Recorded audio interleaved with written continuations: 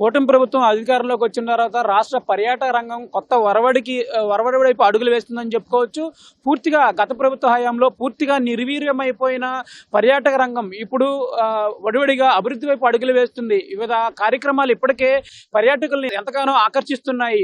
Temple tourism కానీ వివిధ కార్యక్రమాలు కానీ, టూరిజం అంటే అభివృద్ధి అనే విధంగా ఈ మంత్రిత్వ శాఖ అయితే పూర్తిగా దీనిపై పనిచేస్తుందని చెప్పుకోవచ్చు. టూరిజం శాఖ మంత్రిగా కందుల దుర్గేష్ బాధ్యతలు చేపట్టిన దగ్గర నుంచి టూరిజం శాఖను ఏ విధంగా అభివృద్ధి చేద్దామనే ఒక తపనతో ఆయన పనిచేస్తున్నారని చెప్తున్నారు. ఈ రోజు అయితే ఇప్పటి నుంచో కలగా ఉన్న రాజమండ్రి అఖండ గోదావరి పర్యాటక ప్రాజెక్టును అయితే ఈ రోజు కేంద్ర మంత్రి గజేంద్ర సింగ్ షెకావత్, అలాగే AP deputy CM Pawan Kalyan, MP Purandeswari చేతుల మీదుగా ఈ శంకుస్థాపన కార్యక్రమం అయితే జరగబోతుంది.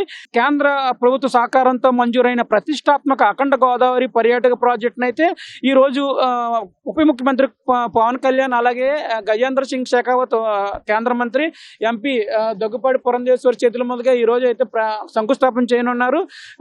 2024-25 special assistance 2 states for capital investment అంటే శాస్కి స్కీమ్ ద్వారా మంజూరైన 97 కోట్లతో రాజమహేంద్రవరం, ధవళేశ్వరం, కడియం, కొవ్వూరు, నిడదవోలు తదితర ప్రాంతాల్లో పర్యాటక అభివృద్ధి పనులు చేపడుతున్నట్లు చెప్తున్నారు. 2027లో జరగనున్న పవిత్ర గోదావరి పుష్కరాలలోపే ఈ అఖండ గోదావరి ప్రాజెక్ట్ పనులు పూర్తవుతాయని కూడా ప్రజాప్రతినిధులు అయితే చెప్పడం జరిగింది.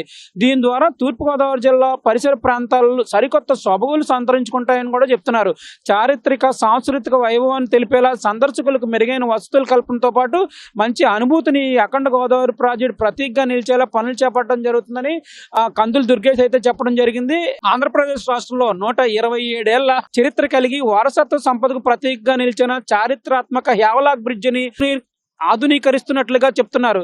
కేంద్ర ప్రభుత్వం, రాష్ట్ర ప్రభుత్వం ఆధ్వర్యంలో హేవలాక్ వంతెన ప్రాంతంలో జలపాతాలు, గ్లాస్ వంతెనలు, గేమింగ్ జోన్, అలాగే space theme, urban heart craft బజార్, hanging gardens, hologram, zoo, time travel, railway museum, aquarium, tunnel ఏర్పాటు చేసి అభివృద్ధి చేస్తానంటూ కూడా మంత్రి చెప్తున్నారు. ఈ భవిష్యత్తులో పర్యాటక ఆకర్షణ కేంద్రంగా మరింత అభివృద్ధి చెందుతుందని కూడా మంత్రి చెప్పడం జరిగింది. హేవలాక్ వంతెన పక్కనే ఉన్న పుష్కర్ ఘాట్ను మరింత అభివృద్ధి చేయడానికి కూడా ప్రయత్నిస్తున్నామని చెప్తున్నారు. ఈ వంతెన, పుష్కర్ ఘాట్ రెండింటిని అనుసంధానించి తూర్పుగోదావరి జిల్లాలోని డైనమిక్ టూరిస్ట్ డెస్టినేషన్గా తీర్చిదిద్దేందుకైతే ప్రయత్నాలు జరుగుతున్నాయి. ఇప్పుడు రాజమండ్రి హేవలాక్ వంతెనను 127 సంవత్సరాల చరిత్ర కలిగిన ఈ వంతెన స్థానంలో వివిధ కార్యక్రమాలు చేపట్టడానికి కూడా అధికారులు పూర్తిగా ఏర్పాట్లు చేశారు. ఈ సంవత్సరం పర్యాటక రంగాన్ని అభివృద్ధి చేయడానికి 357 కోట్లు శాంక్షన్ అయ్యాయని చెప్తున్నారు. మొత్తం ఈ 357 కోట్లతో రాష్ట్ర పర్యాటక రంగాన్ని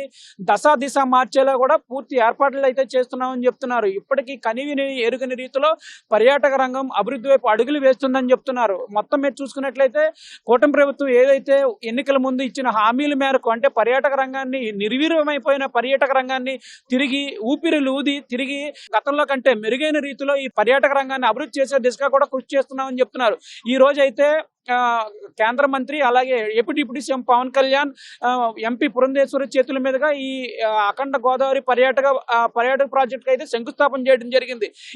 ఈ పనులన్నీ వచ్చే పుష్కరాలు అంటే 2027 గోదావరి పుష్కరాల సమయానికంటే ముందుగానే ఈ పనులు పూర్తవుతాయని కూడా అధికారులు చెప్తున్నారు. మొత్తం మీద కూడా ఈ ఉమ్మడి గోదావరి జిల్లాలను, ఈ పర్యాటక రంగం ఉమ్మడి గోదావరి జిల్లాలో ఉన్న ఎన్నో పర్యాటక ప్రాంతాలను ఈ ప్రాజెక్టులో అనుసంధానం చేసి అభివృద్ధి చేస్తామని కూడా అధికారులు చెప్తున్నారు. దీంతో పర్యాటకులు ఈ ప్రాజెక్టులో ఎంతో ఆనందాన్ని, అలాగే ఎంత ఎంజాయ్మెంట్ కూడా ఉంటుందని చెప్తున్నారు. రాష్ట్రాన్ని దిశ మార్చే విధంగా కూడా ఈ పర్యాటక రంగం అభివృద్ధి చేస్తామని కూడా ఆ మంత్రిత్వ శాఖ అధికారులు అయితే చెప్తున్నారు. మెగా న్యూస్ కోసం వీడియో జర్నలిస్ట్ గణేష్తో ఉదయ్, రాజమండ్రి నుంచి.